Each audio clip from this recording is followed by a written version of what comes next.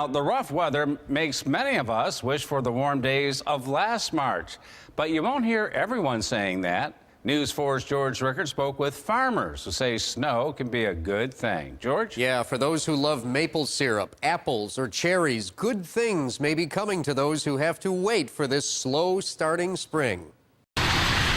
A full week into spring now, and cars were still sliding off the road during a late afternoon snowfall. But ask a fruit farmer what they think of this weather. This is great.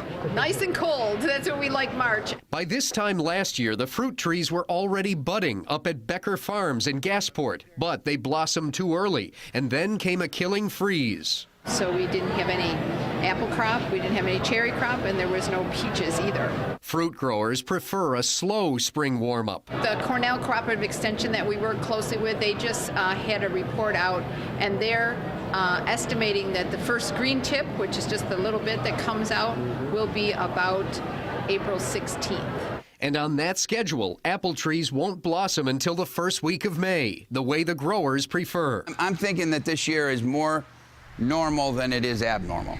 Down at Amos Zittel and Sons farm in Eden, the corn and lettuce was already planted under plastic by this week last year. We're ready to go, and this is one of the earlier crops, our lettuce and cabbage, that will be going out.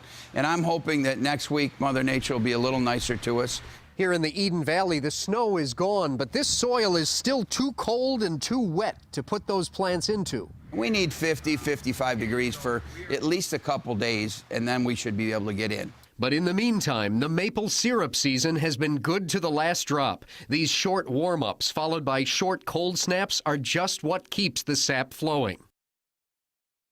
Now back up at Becker Farms, they say another reason why the apple crop may be better than normal is because the apple trees had so few apples on them last year that their limbs had a chance to rest up and get stronger for this season.